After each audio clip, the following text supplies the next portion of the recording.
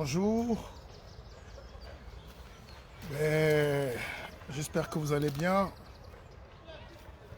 Je ne sais pas si on est dans des conditions idéales pour faire un direct, mais je suis dans ma petite forêt, et pas dans ma forêt, mais dans la forêt. Et puis je regarde les poissons, je regarde la nature. Mais il y a une actualité forte en ce moment, c'est il faut quand même qu'on échange. Beaucoup de gens m'écrivent et me demandent, mais Pépé, tu es où? Est-ce que tu vas bien? En particulier une personne qui prend soin de moi, mais je vais très bien. Je vais très bien. Voilà.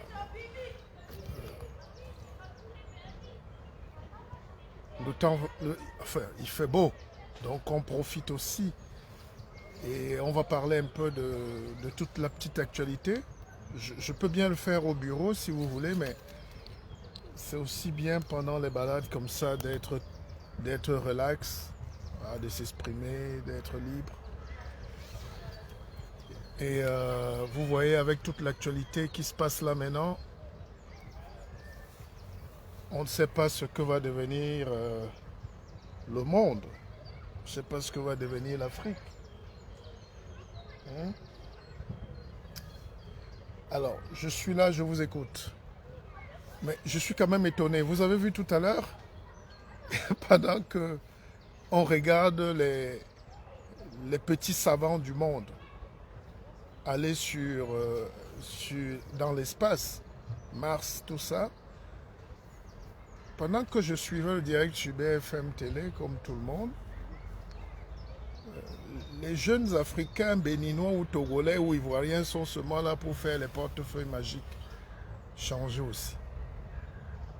Vous n'avez même plus le cerveau dans la tête.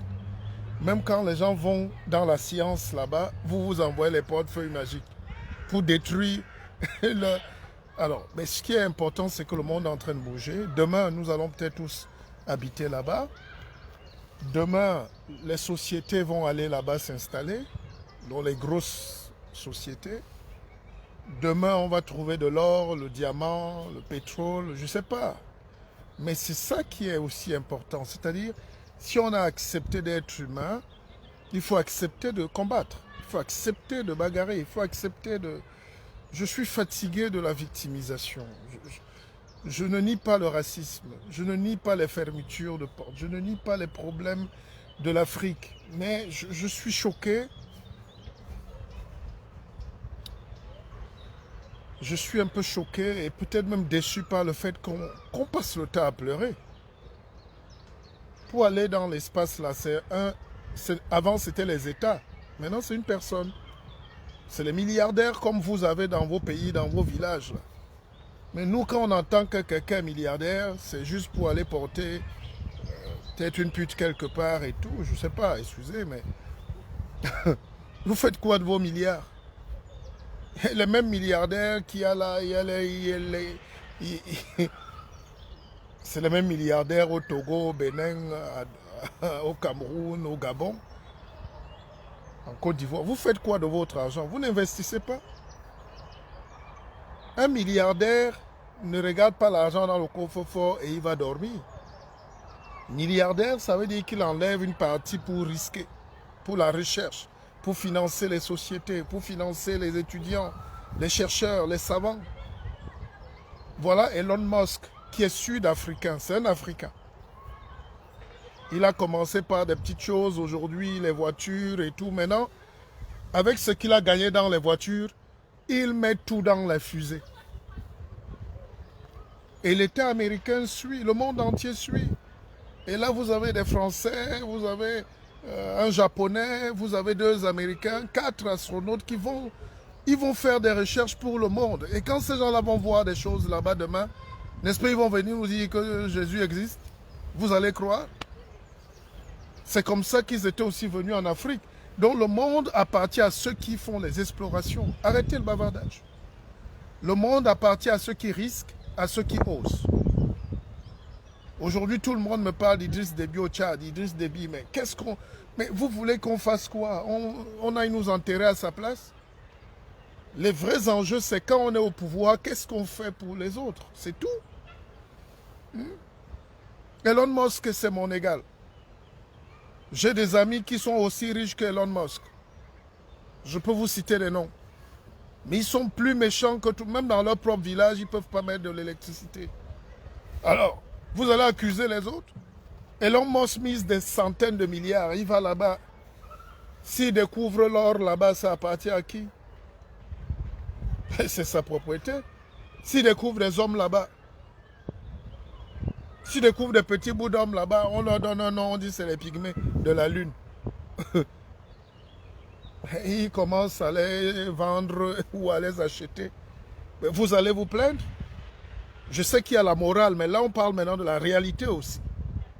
C'est quoi un intellectuel aujourd'hui si on ne pose pas ces questions? Le gars a son argent. Il décide de prendre toute sa fortune pour miser dans l'espace. Allons voir là-bas. Nous, nos milliardaires, même dans les familles, c'est eux qui sont encore jaloux des gens qui n'ont même pas de babouche. Ceux qui volent même l'argent vont en prison et meurent même avec cet argent. Il y a une malédiction ou quoi? Je n'ose pas le croire. Je vous explique donc.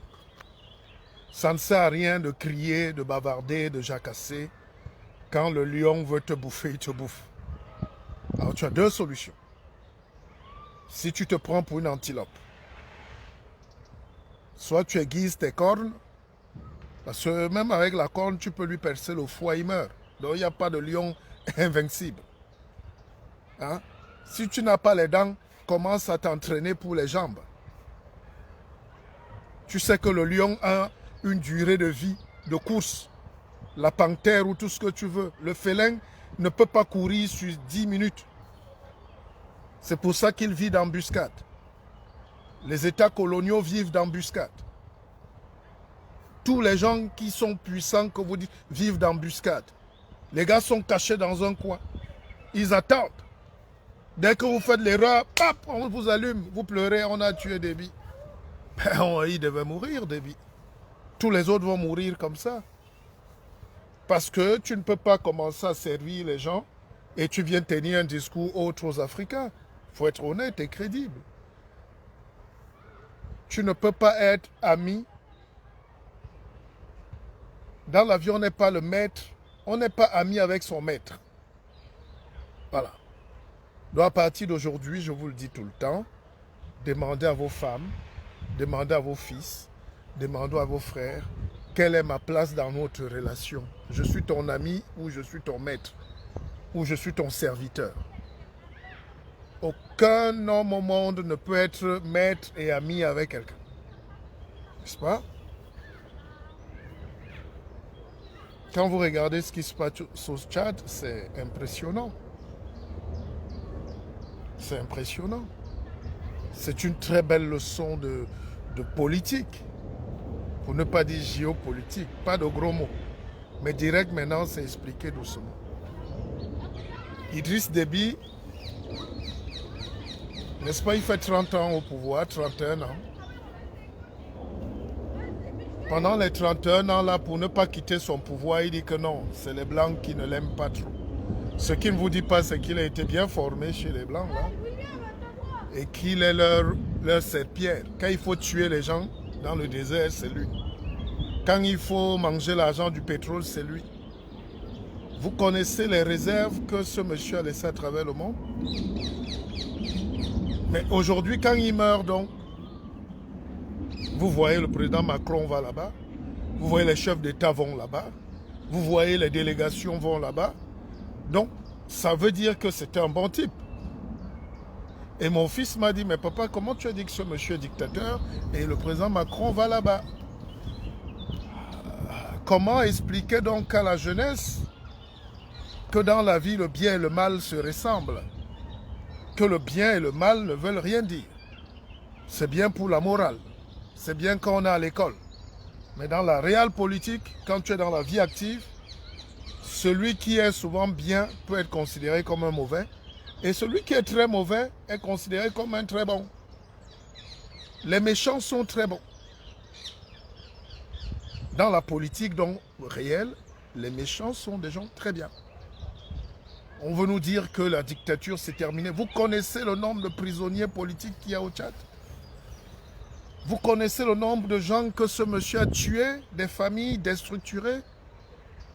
Allez à l'office de migration, vous voyez le nombre de Tchadiens qui ont perdu, où on a tué des familles entières. Donc ça veut dire que dans la vie, la voix du pauvre ne compte pas. La voix, c'est les intérêts. Si Macron est là-bas, c'est pour préserver les intérêts de la France. Je ne peux pas faire un reproche. Je ne peux même pas condamner. Je ne peux même pas. Je n'ai même pas le droit de condamner parce que c'est l'intérêt vital de la France, de son pays. Alors, les autres Africains, le leadership, c'est le muscle. Hein? Quand on dit que les pays africains ont un problème de leadership, vous vous fâchez. Les gens se fâchent. Comment un pays comme le Tchad, qui est le cœur du ballot de l'Afrique, avec tout ce qui se passe là maintenant en Centrafrique, Boko Haram, tout ça là, le Mali, Niger, on tue ce président, au lieu que les chefs d'État aillent là-bas montrer leur désir de puissance, le Cameroun a envoyé le ministre de la Défense.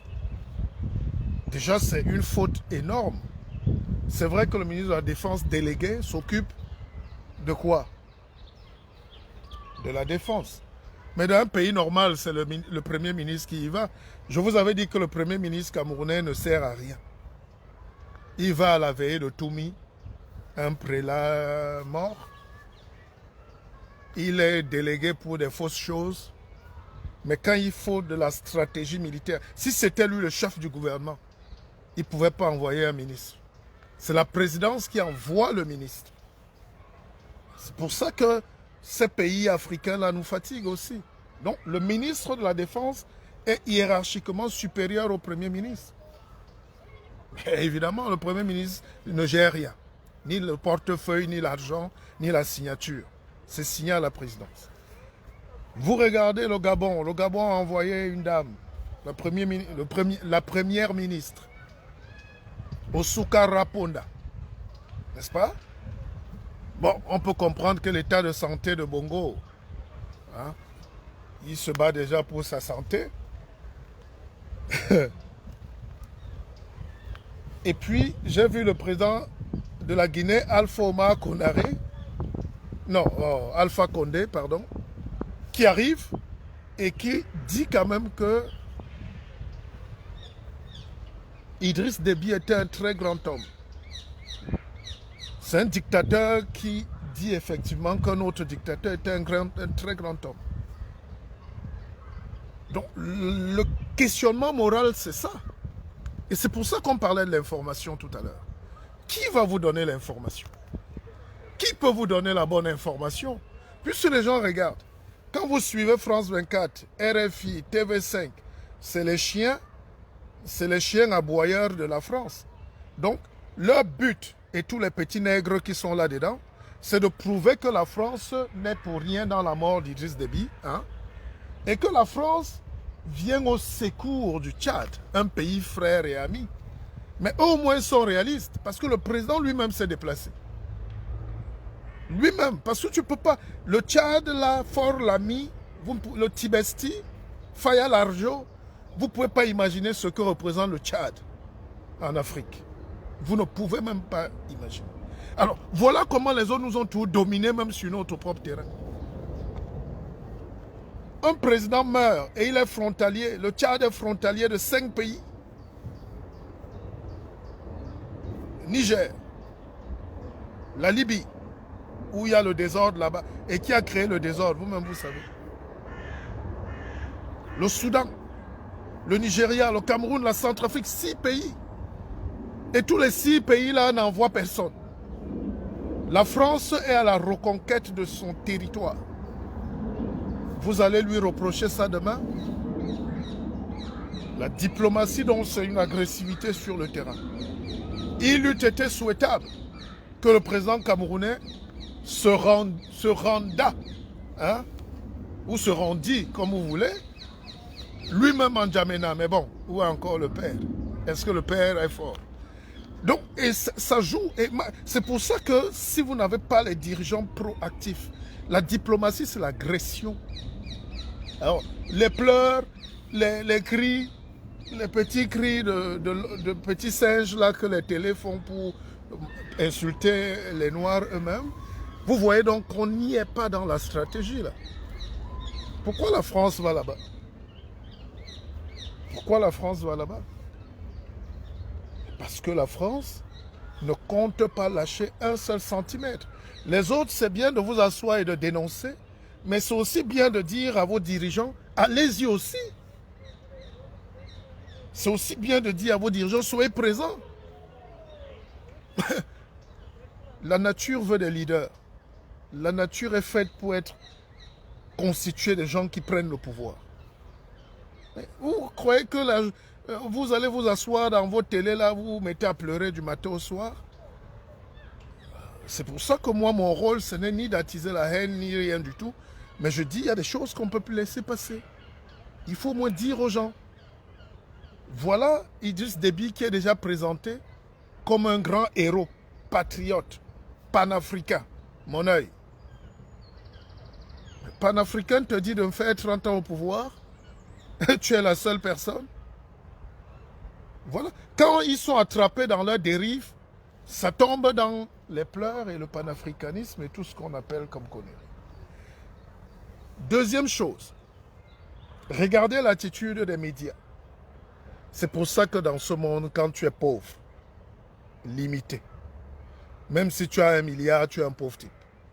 Regardez le scénario, regardez comment ils sont en train de blanchir Idriss Déby. Alors, la réaction qui est bien, c'est la réaction des médias, n'est-ce pas?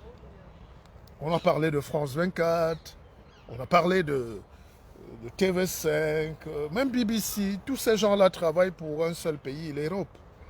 Alors, regardez où sont les médias africains. Laissons les médias des petits pays là, mais où sont les médias dits panafricains? Je pense qu'il faut corriger ça très vite.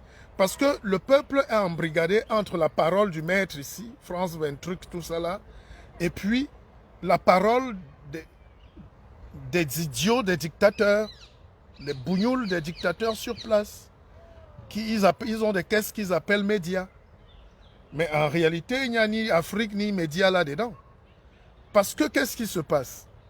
Ces gens-là, dans ces médias inutiles-là, vous disent qu'ils supportent le dictateur. Ils le font passer pour un panafricaniste. Et au lieu de dire la vérité aux Africains, qu'en réalité, notre dictateur, c'est lui qui paye notre télé, mais en réalité, il est aussi la serpillière des autres colons. Donc il a aussi des patrons. Donc la France, c'est son patron. Comment les gens d'Afrique Média peuvent expliquer à leur, ou des médias Afrique peuvent expliquer à leur population ou à leur public aujourd'hui, ou comment d'autres chaînes panafricaines peuvent expliquer à leur public aujourd'hui qu'ils détestent la France, mais qu'ils soutiennent, ils disent, Déby même mort. Et puis, on va revenir sur son fils tout à l'heure. J'ai rien contre. Mais il faut quand même un peu de cohérence dans la tête.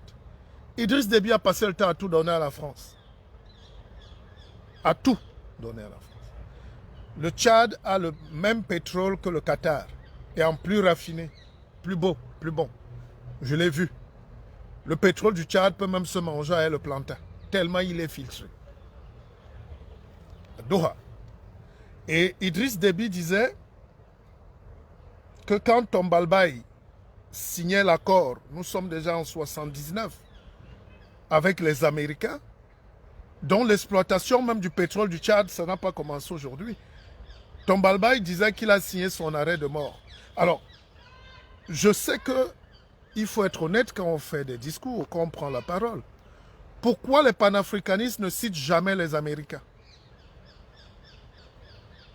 Pourquoi vous faites comme si le pétrole du Tchad, vous ne savez pas qu'à Doha, à Doba, c'est Doba, dans le sud-est du Tchad, tout le pétrole est épuisé par Exxon, par les Américains.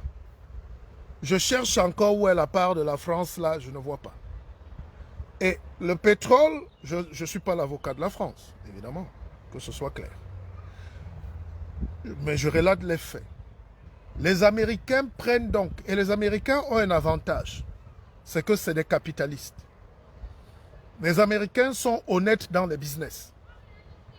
À la différence des autres pays européens, l'Américain te dit, voilà 5 $, je prends ma part et je te donne 2 $.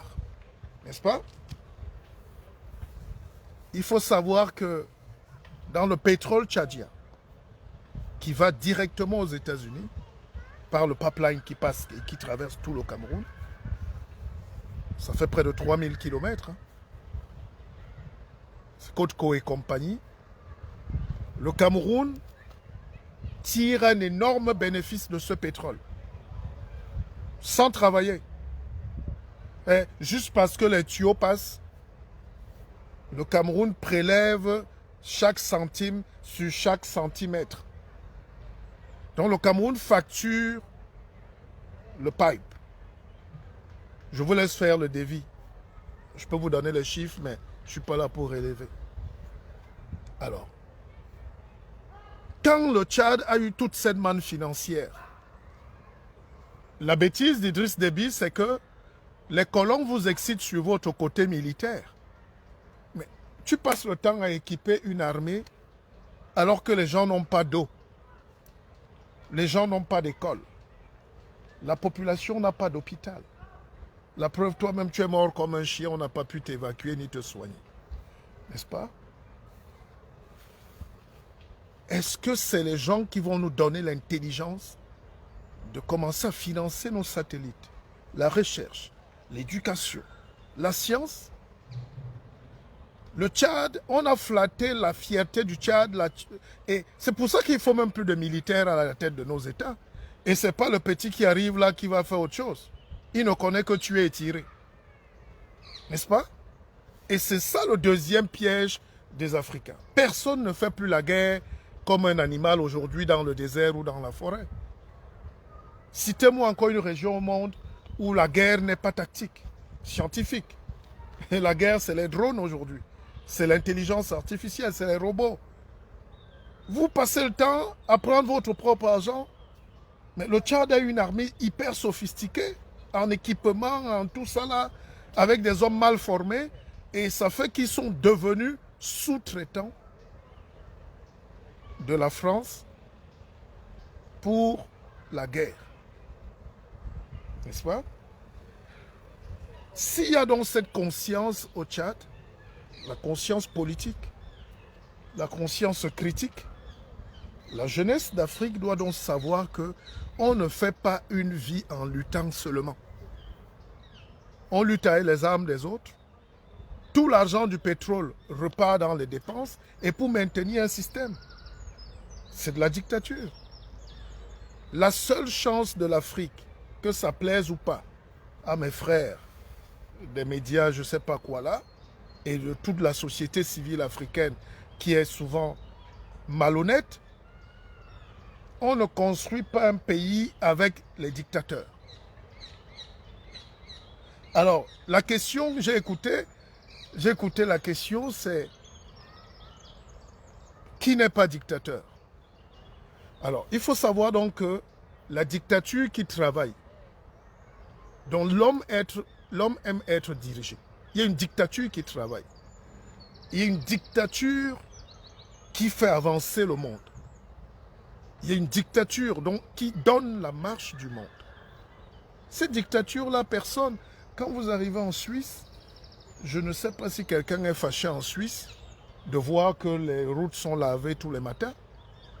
Quand vous arrivez au Liechtenstein, vous voyez la lumière partout. Vous arrivez en Allemagne, on ne coupe pas la lumière, tout est bien. C'est une dictature. La dictature des hommes, c'est-à-dire les diriger. Mais les droits fondamentaux sont respectés. Les droits fondamentaux. On n'arrête pas quelqu'un en route parce qu'il passe. On n'arrête pas quelqu'un en route parce qu'il a des opinions. On n'arrête pas quelqu'un en route parce qu'il a décidé de militer.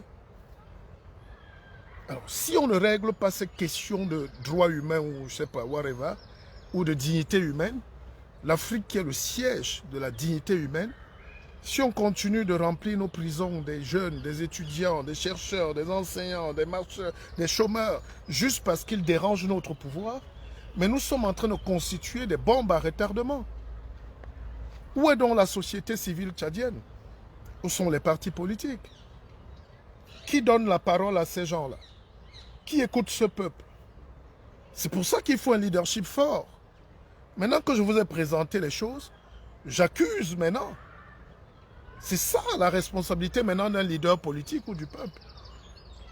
Qui va donc parler pour les Tchadiens qui sont en exil au Cameroun depuis des générations, qui sont en Centrafrique, qui sont au Soudan, qui sont en France, qui sont partout au désert, en Libye?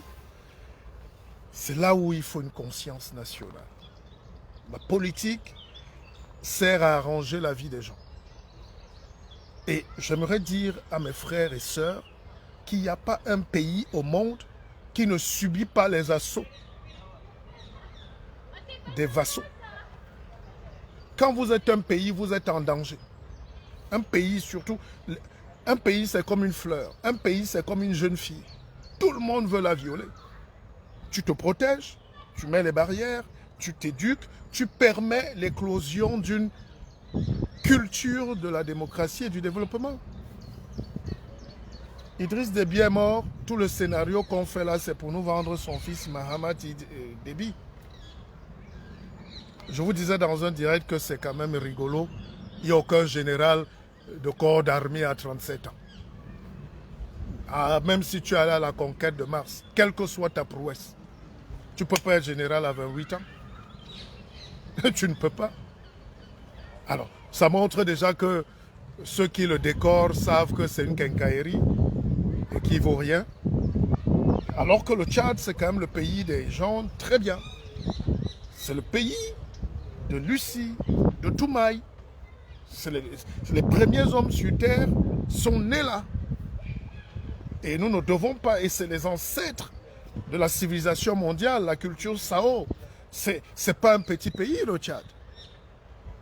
Mais depuis l'indépendance du Tchad, on n'a pas donné l'occasion à ce pays, comme en Centrafrique, même au Cameroun, même au Niger, on n'a pas laissé le temps à la maturation politique de s'établir.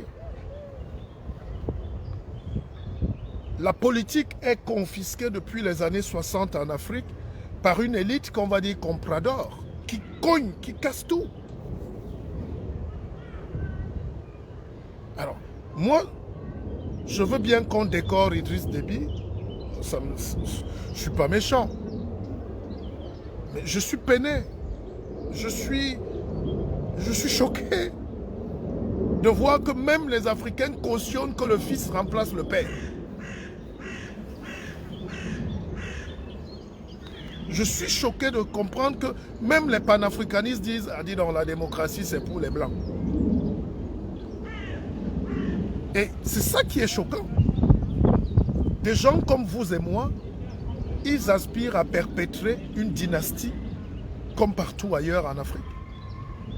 Et une dynastie qui ne mérite rien du tout. Ce n'est même pas une dynastie d'une intelligence seigneuriale. Ce n'est pas des génies de lumière. C'est des brouillons du quartier qui se sont érigés par la force des armes.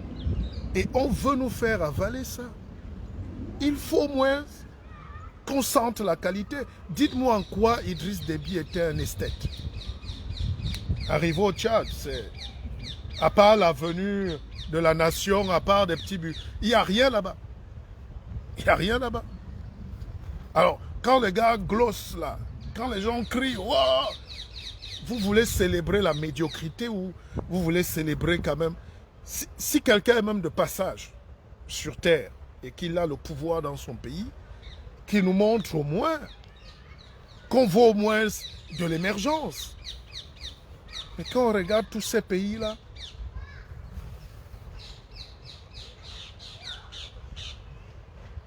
quand on regarde toute cette misère,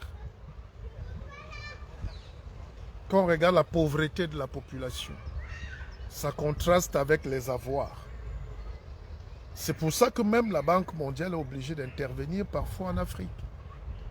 Parce qu'on vous donne votre argent, vous allez acheter les armes, vous portez les galons, vous mettez vos enfants partout.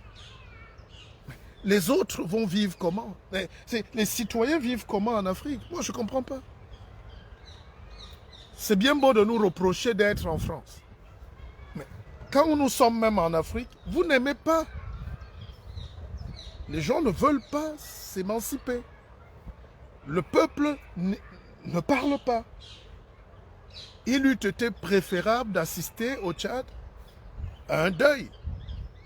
Et qu'après, le président de l'Assemblée, comme dans la Constitution, même si c'est les brouillons, constate la vacance, assume l'intérim et se donne 45 à 90 jours pour organiser les élections. Et là, on laisse les Tchadiens parler. Ce que je dis au Tchad est valable pour toute l'Afrique. On n'a pas de très bons signaux en Afrique. Alors, quand la France vient là, vous savez qu'elle a un positionnement géopolitique. Au nom de quoi elle va quitter le continent? Ce n'est pas parce que vous allez parler. C'est le vide que vous laissez. Voilà la Russie qui est déjà installée en Centrafrique. N'est-ce pas, ça rééquilibre? Donc on a interdit à aucun pays puissant de se développer, non? La puissance. Depuis que la Russie est en Centrafrique, vous voyez que la France commence à tanguer. Pourquoi Macron vient au Tchad? C'est parce qu'il veut bloquer la ligne de front de la Russie. Il veut dire que c'est la France qui va rester là. Mais quand je regarde donc de ce côté comme de ce côté, l'Afrique c'est un banc de poissons dans la gueule de la baleine. Nous sommes encerclés. Alors, la seule manière, parce que je suis convaincu d'une chose, l'Afrique ne va pas disparaître. S'il y a un Dieu, il est noir. S'il y a un Dieu, il est africain. Parce que les gens qui résistent aux atrocités de l'esclavage, des gens qui résistent à 4-5 siècles d'esclavage, à 2 siècles de colonisation et de néocolonisation. Depuis 1000 ans, l'Afrique n'a jamais eu de paix.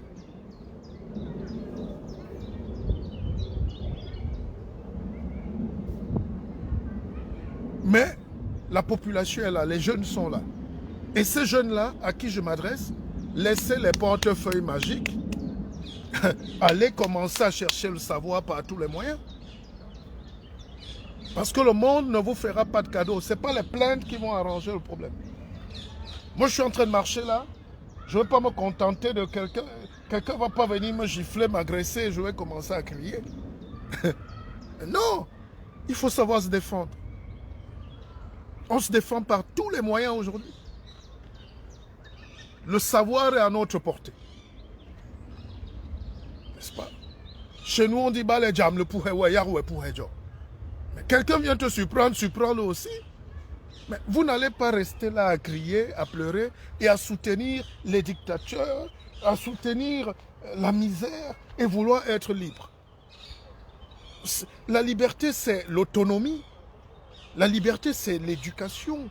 C'est le degré de compréhension des choses. N'est-ce pas? La liberté, c'est le degré. La liberté, c'est le degré de compréhension, d'appréhension des choses, on va dire ça comme ça. Mais les gens ne comprennent même rien. Même le peuple tchadien pour qui on se bat là, est en train de pleurer Idriss Déby. Est-ce que le peuple est même prêt pour assumer son destin? Est-ce que le peuple est prêt? Laissons même le Tchad. Est-ce que le peuple est prêt en Centrafrique pour assumer? Quand on sait que rien ne dépasse le peuple, aucune armée au monde, même l'armée israélienne, ne peut pas se tenir face à un peuple debout. Même l'armée de Tsahal, même les Américains. Alors, n'est-ce pas? Vous arrivez au Cameroun. Est-ce que le peuple est prêt? Est-ce que le peuple est prêt? On parle de remplacement là au Cameroun aussi. Ça va suivre. Et ça va suivre, il faut que la vie évolue. Le danger donc c'est qu'un matin, bim, on se réveille et puis un caporal Elundu qui te met le fusil là, il dit que c'est lui qui est votre commandant. Le caporal Elundu, avant de le gifler, il sera déjà au palais. Est-ce que le peuple est suffisamment aguerri? Est-ce que les gens se rendent compte que chaque temps perdu, chaque dos tourné dans le bavardage, dans la danse, dans la bière, les détourne et les éloigne de leur destin? N'est-ce pas? Vous croyez qu'on va rester là un matin, le capitaine Elundu vient nous dire, ou le caporal Elundu, ou je ne sais pas, Melingi, ou hein? Je ne sais pas quoi, un illuminé là-bas sort un fusil et il vous met au pas. Hein? Vous avez vu au Tchad là. Alors c'est pour lutter contre ce genre de conneries. Parce qu'un régime dictatorial, militaire qui s'installe, c'est un régime qui ouvre la porte. Hein? C'est un régime qui ouvre la porte à la dictature et à la misère sociale, à la priorité des armes. Et si les peuples ne prennent pas conscience, il n'y aura pas de révolution. Même si les dictateurs, même si les gens là s'en vont.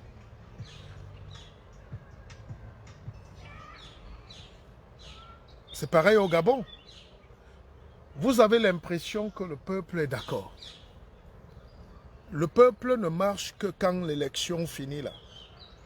N'est-ce pas? Les gens ne savent pas qu'il y a ce qu'on appelle une veille stratégique. C'est-à-dire que tu commences à défendre tes droits minute par minute. Et former un peuple, ça peut mettre 200 ans. Nous, on vient juste de commencer. Nous sommes même déjà fatigués. Quand tu regardes la haine d'abord, les bagarres, les déchirements, les querelles entre les frères, tu comprends que la conscience nationale ne va jamais exister dans des pays. C'est fait exprès.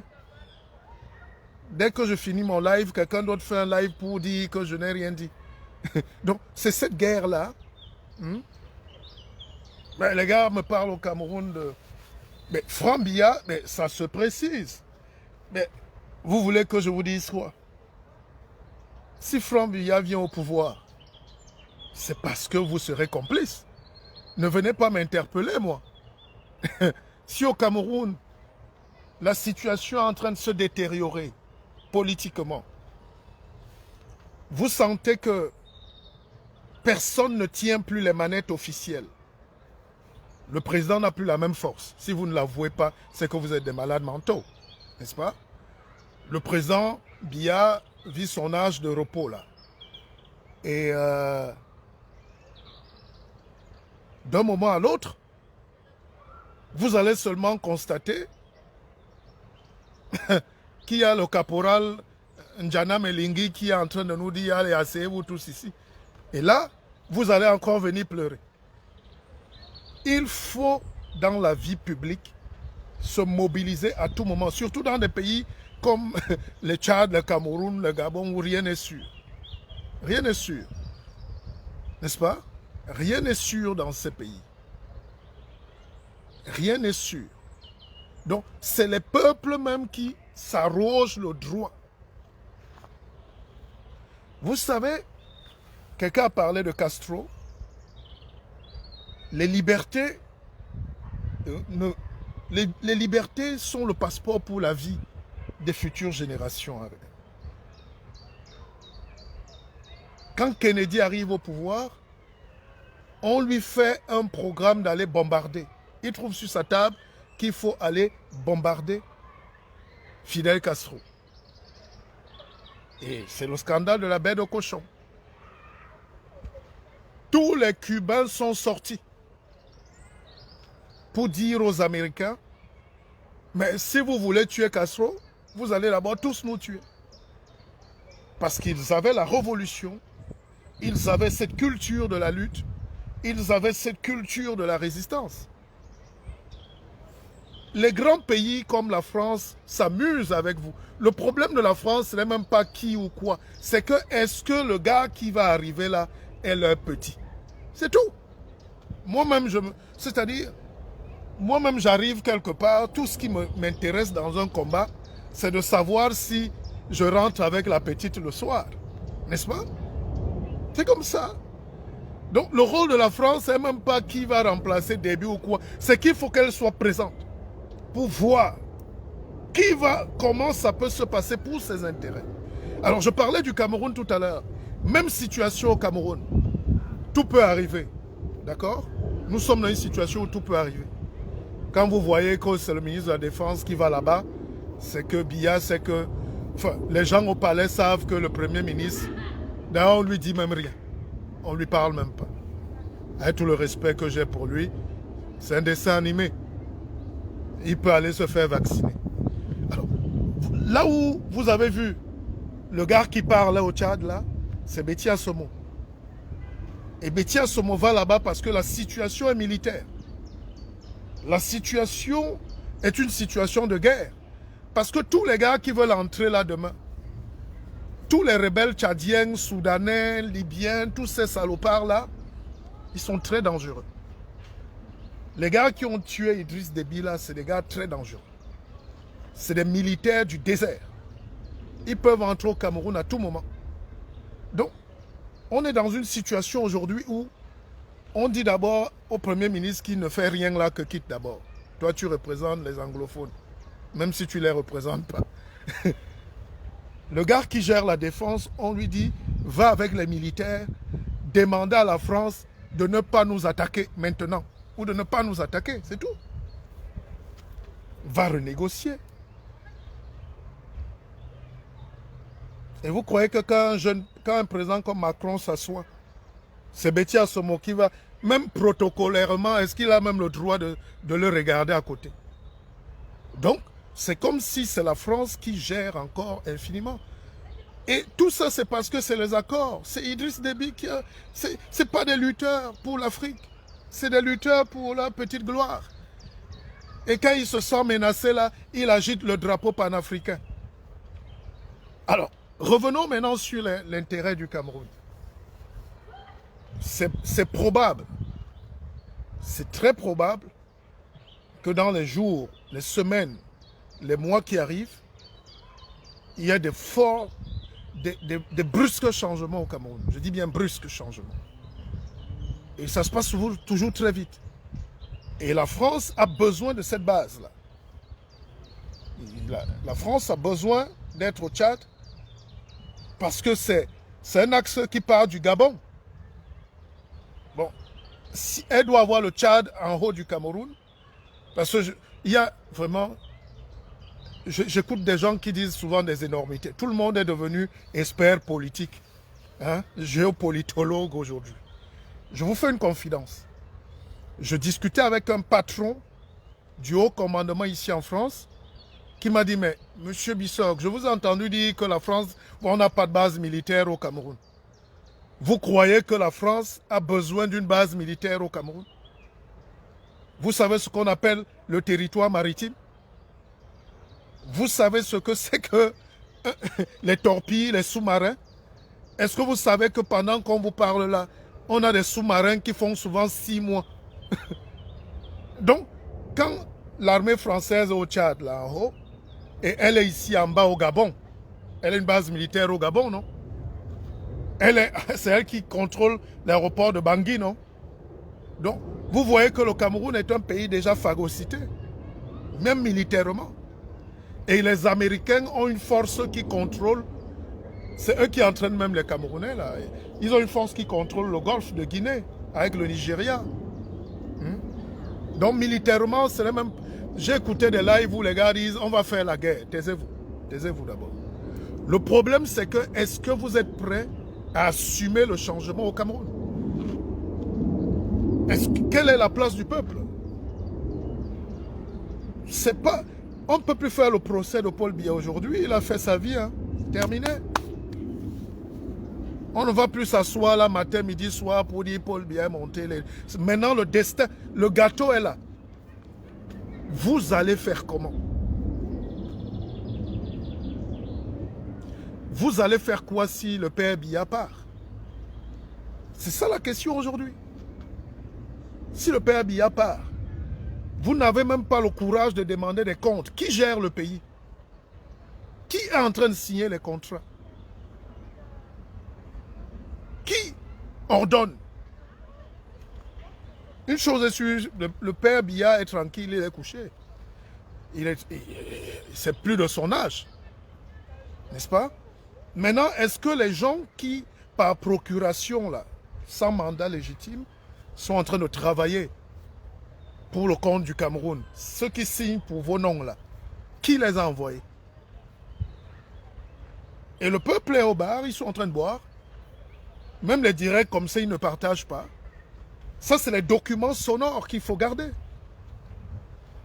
Rappelez-vous, j'ai fait un direct.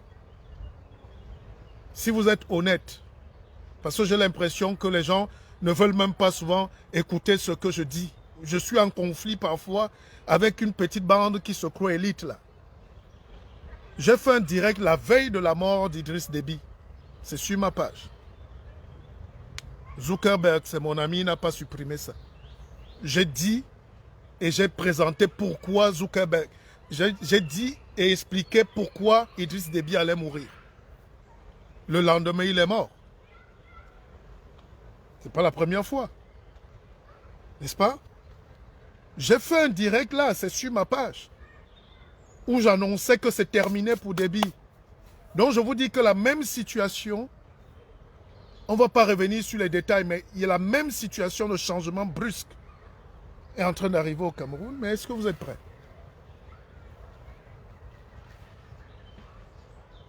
Si on nous installe n'importe qui là-bas, n'est-ce pas, vous allez applaudir? Ah, mais si on met n'importe quel dessin animé là maintenant au Cameroun, hein? Puisque vous avez démissionné. Vous avez démissionné. Il y a une petite poignée de Camerounais qui se battent. Et dans ces batailles-là, les gens se battent entre eux. Ils ne se battent pas pour un intérêt commun. N'est-ce pas? Ces gens-là ne se battent pas pour dire nous avons un pays commun. Chacun se bat maintenant pour les petites querelles. C'est nous les plus forts. C'est moi. Il n'y a pas de tribu, il n'y a pas de c'est même des clans. Même dans la même tribu, les gens se poignardent aujourd'hui. Et le colon, qu'est-ce qu'il fait? Quand tu es fort, le colon, lui, ça ne l'intéresse pas vos querelles. Il encourage ces querelles. Déjà, le Cameroun est fractionné. Vous avez les anglophones là-bas. D'ailleurs, si mon frère Bakossi me dit encore qu'il est anglophone ou Bakweri, je vais le gifler. C'est un Batanga. C'est un Douala. Et puis tu as ce petit truc-là, la crise anglophone est là. Elle a été créée ou inventée, mais c'est vous qui l'avez faite. Ou tous les Camerounais. Vous avez à l'est là-bas. La Centrafrique ne nous laisse pas en paix là-bas. N'est-ce pas? Il y a des groupes armés qui sont bien là à la frontière. De Boire à Bossambélé jusqu'à Bossamtélé, jusqu'à Kété même, les Batouri. Il y a des groupes armés qui entrent tous les jours, ils volent, ils achètent leurs armes, ils attendent. Vous avez les groupes soudanais qui viennent de Centrafrique, qui sont là. Et ils sont positionnés au nord, au sud-ouest du Tchad. Vous avez de ce côté le Boko Haram. Et vous avez plus bas, dans la Damawa, ce qu'on appelle le MLC. Je ne vais pas citer le parti politique, je dis MLC, Mouvement de Libération du Cameroun. En réalité, tous ces gars-là sont en train de préparer un bon petit michunga pimenté pour la déflagration de cet État que vous appelez le Cameroun. Et il n'y a plus personne aux manettes qui peut gueuler fort. Le président, c'est terminé, il ne peut plus. Biya, c'est avec toute la dignité, je souhaiterais, c'est terminé, c'est notre grand-père. C'est notre grand-père. Qu'est-ce qu'il peut aller? Il ne peut même plus parler. Quel est le discours? Il ne peut même plus aller à un cérémonial. C'est les gars, on va protéger là jusqu'à... Comme on est des Bantous là, on masse un peu, on voit comment on va gérer entre nous. N'est-ce pas? Mais je dis politiquement, le président n'a plus, il ne sait même plus. Il ne sait pas. Et les gars qui sont là ne sont pas expérimentés. Il n'y a personne qui est expérimenté là. Il n'y a personne qui est expérimenté. C'est pour ça que, parlant du Cameroun, vous avez vu, en moins de 2 mois, c'est la deuxième fois que Betty Assomo est obligé de monter au front. Quand le truc a explosé en Guinée équatoriale, pourquoi on envoie Betty Assomo? C'est vrai que c'est militaire, mais est-ce qu'il est un militaire? C'est la diplomatie. C'est le premier ministre qui devait aller là-bas. Mais c'est Betty Assomo qui allait. Donc, qui met donc Betty Assomo en mission ces jours-ci? Est-ce que c'est la France qui le copte déjà? Est-ce que ce n'est pas Macron qui lui dit va là-bas, viens ici, toi tu es plus jeune? Est-ce qu'on n'est pas en train de nous préparer un Betty Assomo? Parce qu'on vous jette les noms comme ça, mais Betty Assomo c'est mon ami, n'est-ce pas? Mais ce cas-là nous interpelle. Le président meurt, le gars n'est même pas, dans l'ordre protocolaire, il n'est même pas le troisième. Hein? Même le président de l'Assemblée nationale serait parti. Le premier ministre serait parti.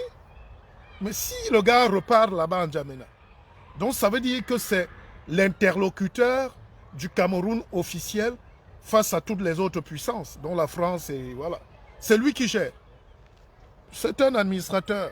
Il a des petites qualités. Mais est-ce que c'est ça? Est-ce que c'est le mandat? Est-ce que vous avez lu l'œuvre qu'on a appelée le mandat?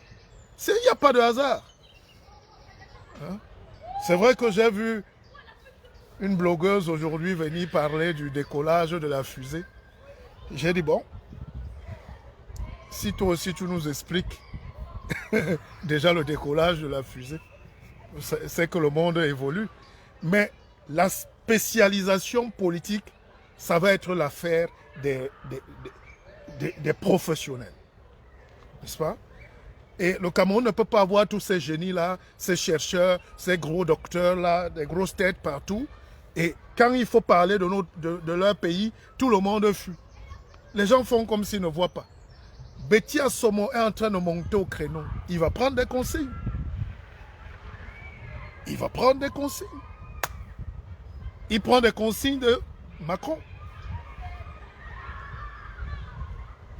Il prend des consignes des gens qui sont en train de redessiner la carte du golfe de Guinée. Il prend des consignes parce que la France, depuis plus de 2 ans, demande un interlocuteur. Il n'y a pas d'interlocuteur. Personne n'est assez légitime pour prendre son courage au Cameroun, pour dire moi j'assume. Et Betty Assomo se retrouve là, il est coincé. Et puis, l'occasion faisant le laro, donc le métis, le gars se prend déjà pour un métis. Hein, le temps a changé, il est de plus en plus serein, n'est-ce pas? Mais il faut donc savoir que c'est à vous, petit peuple. C'est à vous, des gens de rien du tout. Des gens qu'on méprise depuis l'indépendance de l'Afrique. Il n'y a aucun coin de l'Afrique où, depuis les indépendances, on a vu le peuple s'affirmer et prendre possession de son destin. Toute la jeunesse est en train de fuir au désert. Toute la jeunesse est en train de se noyer en Méditerranée. Même quand ils réussissent à traverser, ils sont encore plus méchants que ceux qui sont restés. Et ceux qui sont restés ne rêvent d'une chose, c'est de mourir vivant. Alors, je lançais donc cet appel à l'éveil. Il faut réactiver la question politique. C'est votre droit. Que personne ne vous fasse le hop-hop. Comment vous appelez ça? Le hip-hop. Le hop-high. Hein? Que personne ne fasse le hop-high au peuple. Je vous confirme qu'il n'y a personne. On ne lutte pas avec le peuple. On ne lutte pas avec ce peuple.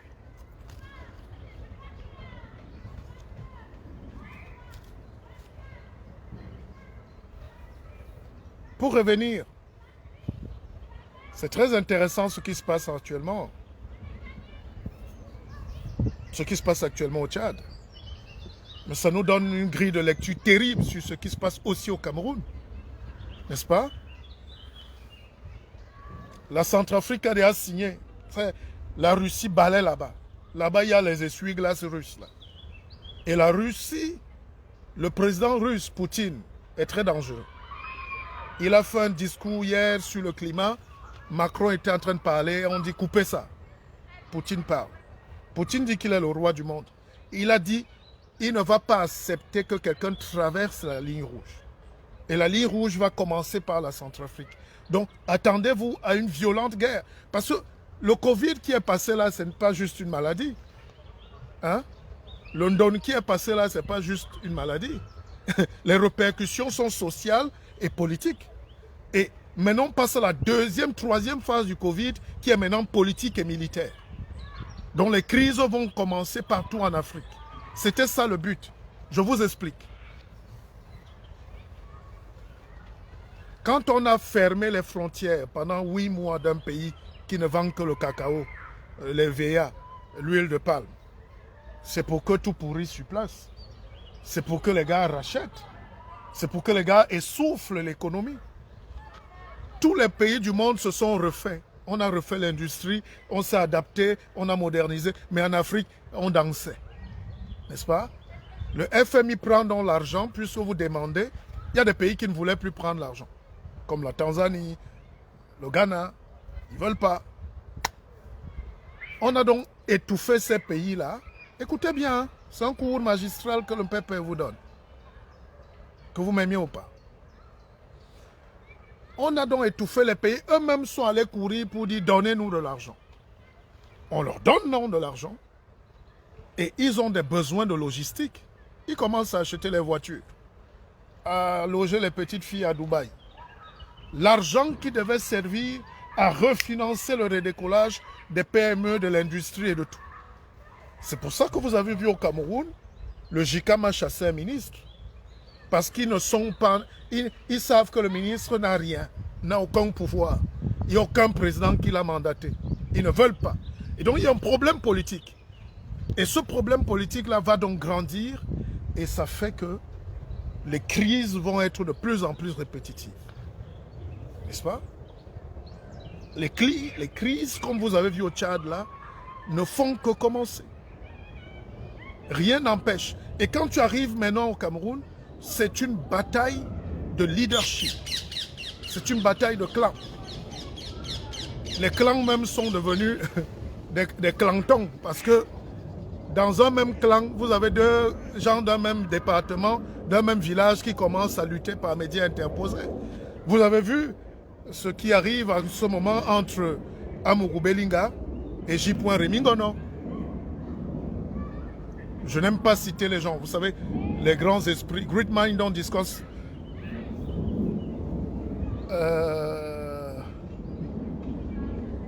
Great mind don't discuss facts, but ideas. Ok? On ne parle pas des gens, mais je vous explique quand même, puisqu'on est en train de développer. Vous avez vu ces jours-ci que quand c'est violent ce qui se passe entre Amourou Belinga et J. Remingono pour les Camerounais. N'est-ce pas? C'est pas anodin. C'est pas un problème de petites personnes là qui sont fâchées. C'est des cousins, c'est des frères. Mais idéologiquement, ils sont totalement séparés. Ils sont antinomiques. Ils sont du même village d'ailleurs. Village. Quand vous regardez cette guerre, c'est la guerre des tranchées. Belinga, Amourou, défend une aile post-Biya. C'est-à-dire, il se réclame du pouvoir, mais il n'est pas du pouvoir, puisque lui, il est dans la révolution. Il combat les gens que Biya, il combat les papas dans ce système-là. Donc, J. Non, le groupe Vision 4, si vous voulez, ou Amourou, c'est des amis. Hein? Je vais juste vous décrire. Je n'ai pas envie de me prononcer parce que je ne sais même pas qui vous êtes vous-même. Mais Amourou Belinga représente une aile dure du système de Biya, même sans mandat. Mais pas le système de Biya comme les autres.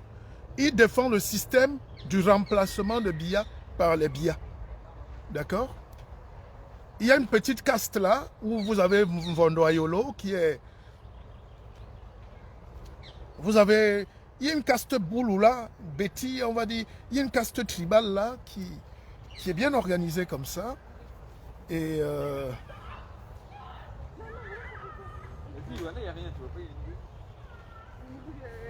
doucement les jeunes. Ça va les jeunes? Ok, super. Alors donc, il y a un clan. Donc, derrière Amourou Belinga que vous voyez là, c'est tout un système de l'après-Cameroun qui se joue. Et pourquoi? Et derrière Rémi Ngono, c'est aussi un autre système qui est connu. C'est toutes les autres forces de l'opposition, progressistes et tout. Vous avez Kamto qui est derrière, de toutes les manières, même si beaucoup ne se revendiquent pas officiellement, n'est-ce pas? Et ça fait que ça n'a plus de visage. La succession au Cameroun sera terrible parce que ce n'est pas tribal. C'est des intérêts bien positionnés et précis. Alors, c'est vrai que moi je suis pour la liberté, pour la démocratie. Mais il faut quand même qu'on comprenne, que je vous explique ça.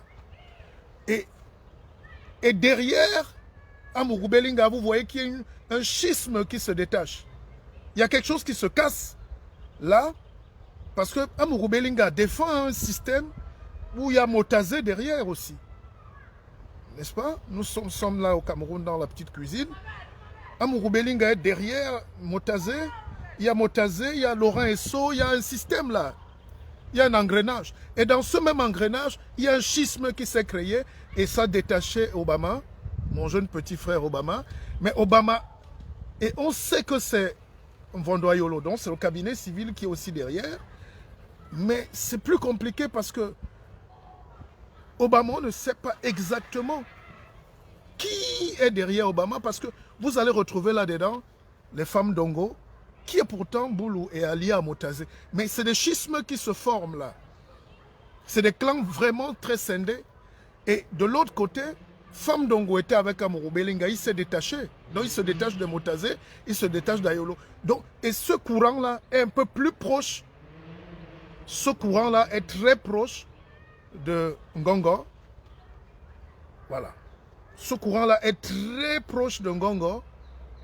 Et c'est un peu bizarre. Pas... Et la guerre, ces jours-ci, ne va que nous donner des éléments. Je ne veux pas conclure. Je vous présente juste des petites facettes pour dire que les choses vont se jouer d'abord par médias interposés. Ça va se déporter sur le clan. Ça va venir sur le terrain du jeu politique. Et ça sera maintenant dans les institutions qui vont remonter jusqu'à la Cour constitutionnelle. Au cas où le président Biya refuse. Hein? Au cas où le président Biya ne se présentait pas en 2025. Ce qui est très probable. Il faut déjà même qu'on y arrive. Donc, toutes ces analyses-là, il faut avoir le courage de le dire. Parce que les Camerounais sont d'une lâcheté extrême. Tout le monde dit ce que je vous dis là, mais dans les bureaux. Tout le monde crie. Et ça sera maintenant qui est le plus fort. Qui est aligné derrière qui? Qui se place derrière qui? C'est pour ça que vous voyez le JICAM, ce n'est pas anodin. Ils sont dans une posture aussi de guerre. Parce que le JICAM, c'est les intérêts quand même de la colonie. N'est-ce pas? Vous n'êtes pas ignorant. Le JICAM se détache. Le JICAM est en train... Parce que le JICAM va peser sur la prochaine élection. Il suffit que le JICAM ferme toutes les vannes là. L'économie est fermée. Donc, ils exercent déjà une pression sur des petits groupuscules pour dire, nous, on ne se positionne pas avec vous. Toi, on ne te reconnaît pas. Toi, tu es un imposteur. Nous, on va miser, on attend l'ordre de Paris pour mettre nos moyens là-bas. Et c'est ça qui est en train de se passer. Et C'est ça qui rend encore la chose la plus complexe. C'est que même quand tu regardes aujourd'hui, quand tu fais l'analyse, tu regardes.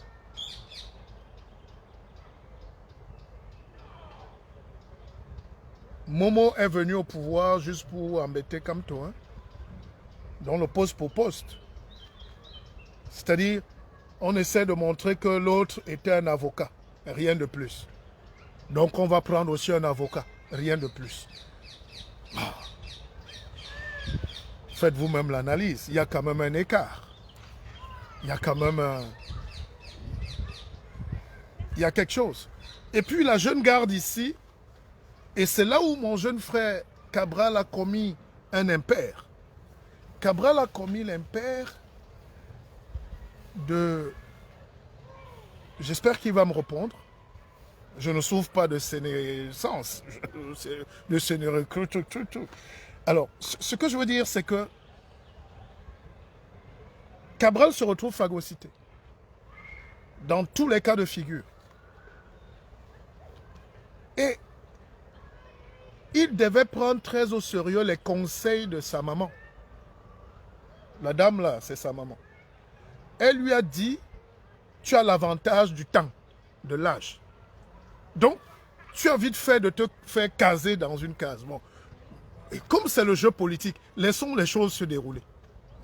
Moi, mais je vous dis sincèrement que les forces en présence se jouent plutôt là-bas en haut.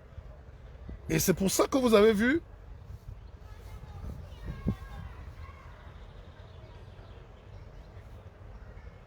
Kamto essaie de revenir par tous les moyens. Il a fait une sortie hier pour parler de la question de survival, comme on dit, survivor.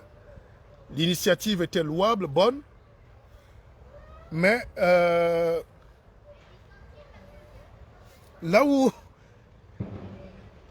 il n'a pas pu dire avec fermeté ce qui se passe, c'est qu'on a comme l'impression que Kamto veut protéger... Non, Kamto veut protéger Ekoka Penda. Il y a eu détournement, il y a eu disparition, il y a eu mismanagement. C'est une certitude. On parle de 300 000 €. Alors Kamto, lui, vous explique, et c'est souvent le reproche qu'on fait souvent à Kamto, c'est qu'il est tellement fin. Kamto est tellement fin qu'il veut faire du droit partout et de l'homme propre partout. Là, c'est un chef politique qui devait parler hier sur le conseil que moi, je lui aurais donné. Que quand tu es dans une situation comme ça, dit, j'intime à Penda Ekoka de rendre public son rapport pour les Camerounais. Il a dit qu'il laisse Penda Ekoka, quand il va venir déposer son... Mais monsieur, on te donne des centaines de millions de gérer. Le patron qui a initié le projet doit t'attendre. Il te dit, monsieur, amenez-moi le rapport sur ma table avant les 24 heures. Et les gars lui ont posé la question. Vous savez, Kamto, lui, il n'aime pas se salir. Et c'est un handicap. Bon, un handicap. Surtout dans ce domaine-là où il faut mettre les coups de poing maintenant. Là où on va là. Parce qu'à force de vouloir cacher, faire de semblant là, tu peux traîner. On te colle une étiquette au Cameroun, tu meurs avec. Hein. Il y a des gens chargés dans le RDPC, même si on les affecte à Tokombéré après. Il y a des gens chargés pour détruire les gens dans ce parti. Non. La bataille qui attend là, c'est qu'on te disqualifie avec une fausse histoire. Donc je donne ce conseil à Kamto d'être très fort là sur ce truc de survival. Les Camerounais doivent comprendre. Qui fait quoi là? Qui a mangé 5 francs? On veut le rapport et tout. Une chose est sûre, lui, il n'était pas là. Il était détaché. Il était détaché. Mais, et c'est même ça souvent. Parce que quand Paul-Henri King vivait, Paul-Henri King lui a dit allons casser les ambassades, brûlons tout. Il a dit lui, il ne veut pas. Ça, c'est bien. Mais maintenant, sur le survivor, c'est lui qui initie. Il faut qu'il demande à Penda. On lui demande, est-ce que tu t'entends encore avec Penda Ekoka? Il dit, oui, vous savez, il n'y a pas de diplomatie. Dis-nous si tu t'entends avec Penda Ekoka. C'est terminé. La franchise, la fermeté, la clarté, c'est ça. Bon, maintenant, si on revient maintenant sur le jeu, c'était une parenthèse. Maintenant, si on revient maintenant sur le jeu, il est possible qu'au retour de...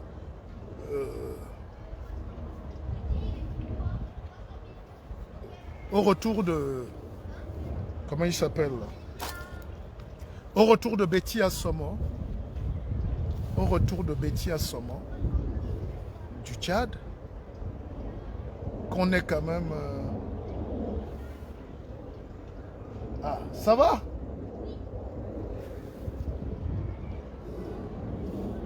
Les enfants sont en train de m'embêter. Les enfants ils m'embêtent, mes petits-enfants. Alors, donc, au retour donc de...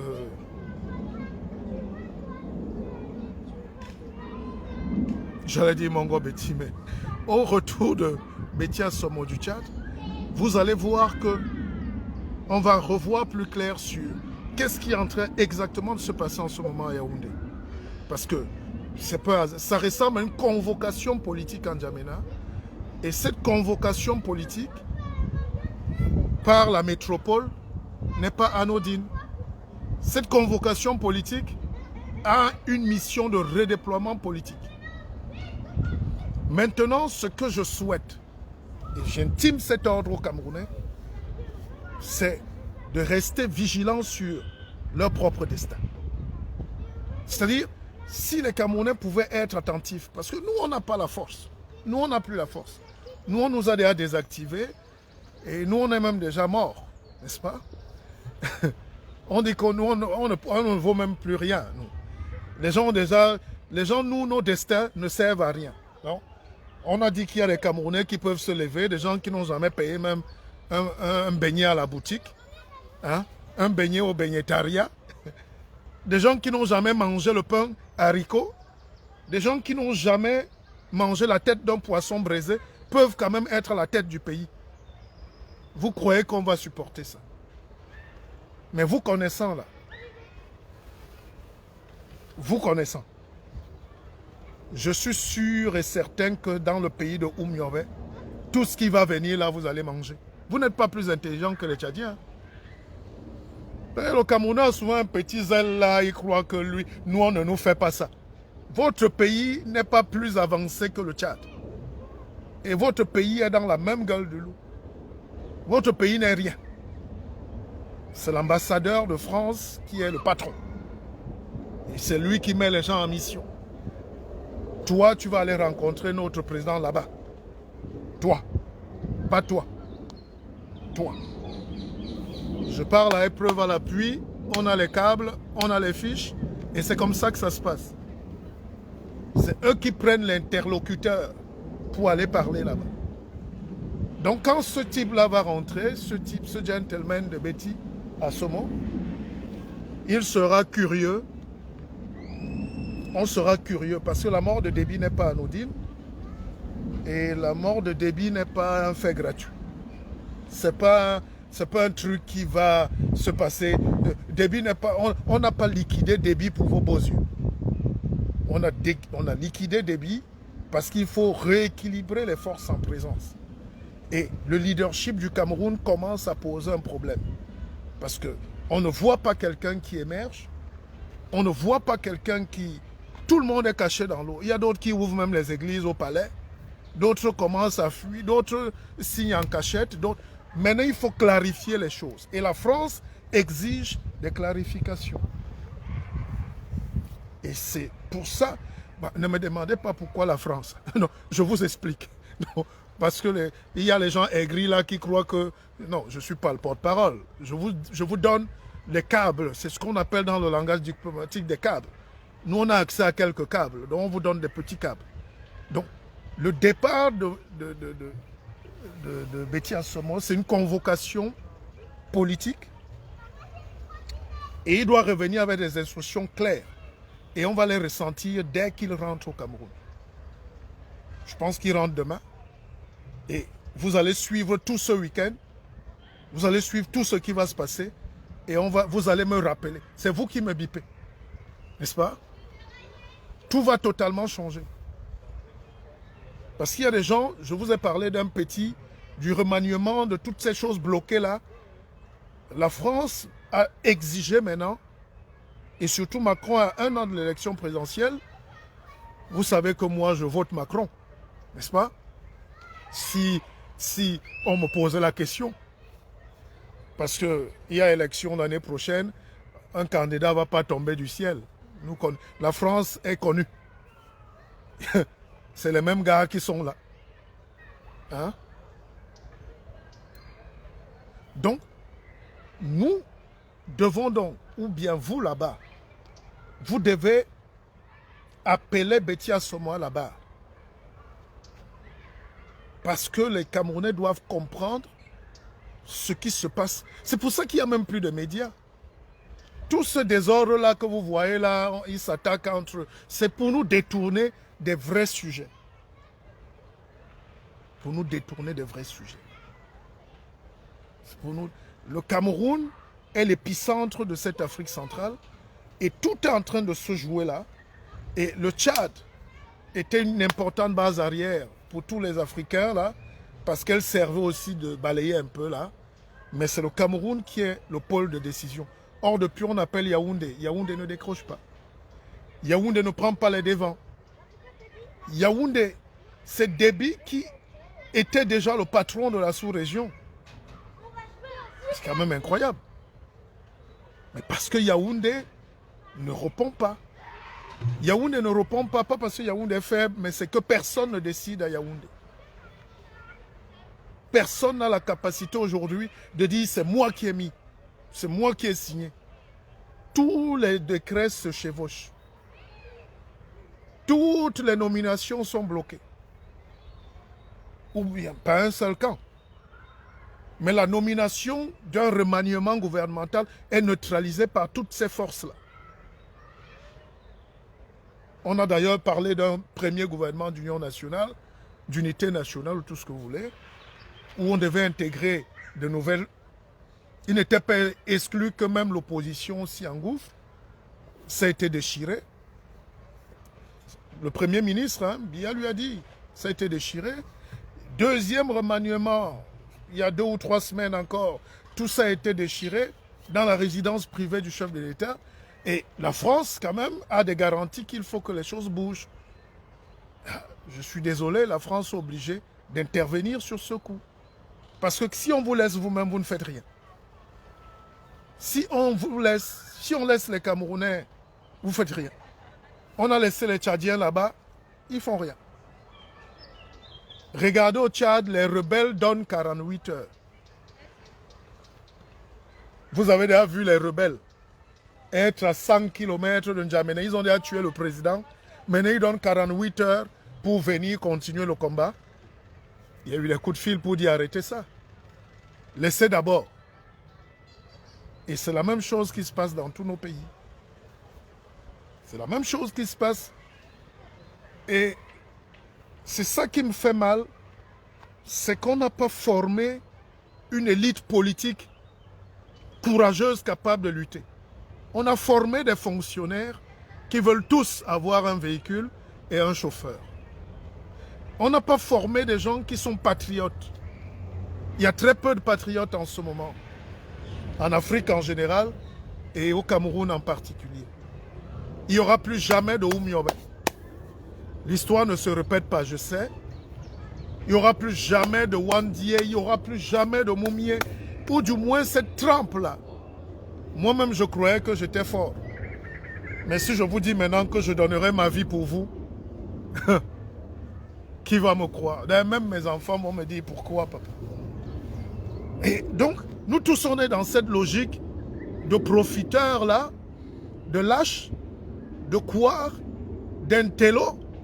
Et c'est ça qui nous empêche.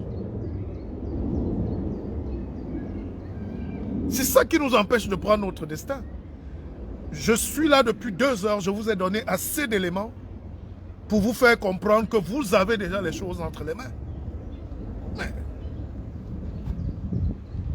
pendant qu'on vous montre dans la lune, les petits idiots sont là en train d'insulter les chaussures des gens.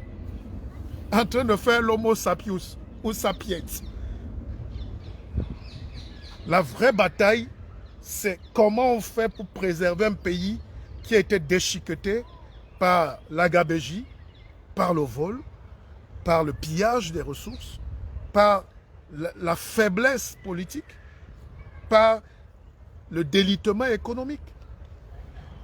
Vous ne pouvez pas avoir un pays comme le Cameroun et puis tout est mort. Économiquement, tout est mort. Si tu enlèves les brasseries qui donnent leurs 40 milliards de taxes là, le pétrole, c'est fini. La CDC, c'est terminé. Avec Amla, c'est la faillite. Il n'y a que Bolloré qui fait des bonnes affaires. Il n'y a que PHP qui fait de bonnes affaires. Il n'y a que ces vendeurs de cacao là qui font de bonnes affaires. Ces détruiseurs, ces destructeurs de notre forêt là. C'est eux qui vivent. C'est eux qui ont le pouvoir. L'économie est à terre. La jeunesse est en débandade. Il manque un vrai leadership. Je ne sais pas ce qu'attendre. Enfin, il ne faut pas attendre. Il ne faut pas attendre. Il ne faut pas attendre.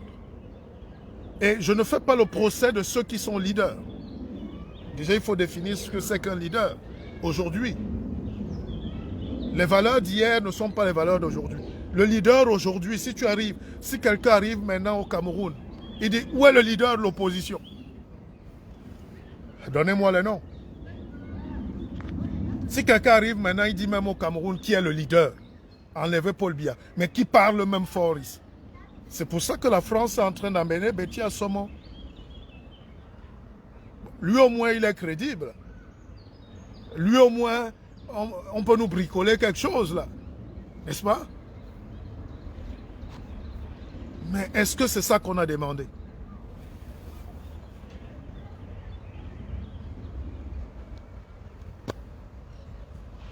Qui m'envoie les fourmis Mayang ici? Est-ce que même en pleine forêt équatoriale là-bas, qu'est-ce qui vous garantit que vous avez la capacité d'arrêter un processus qui va se faire, c'est-à-dire en 2 jours? Vous avez vu au Tchad, non? C'est tac, tac, tac, gouvernement, transition, CMT, assemblée dissoute. C'est ça le schéma. Ce schéma-là n'est pas à négliger. Mais les gens croient que le Cameroun, c'est un pays exceptionnel. Je vous rappelle qu'en 84, les gens avaient les mains dans les poches et ils sifflotaient à Yaoundé. No woman, no cry. Et les gens dansaient, hein. Ça a éclaté. Donc, tous les scénarios là sont sur la table. Et le pire, c'est que le peuple soit encore spectateur de son propre match de football. Voilà. Organisez votre match. Prenez le courage de votre propre résistance. Faites de la révolution. Ça se joue à double titre d'ailleurs. Je ne sais même pas comment vous expliquer. C'est-à-dire, à la fin, tous les Camerounais se retrouvent dans le même sac en train de... Et après, ils se demandent, mais on se battait même pourquoi? Mais puisque nous tous, on nous a mis dans le sac maintenant. Parce que le destin politique, c'est ça. Pendant que vous battez pour des petites choses là, nous c'est pour nous, nous c'est nous les grosses têtes, nous les ceci, il y a quelqu'un qui veut vous mettre dans son sac qui ne porte pas avec. C'est le excès politique là. Au Tchad là, le gars qui gagne, c'est celui qui il vous a mis dans le sac, il est parti. Alors, on a tué ce sentiment national. Tout le monde ne parle que de tribu. Il y a même des gens qui font des directs juste pour parler de leur tribu. La supériorité.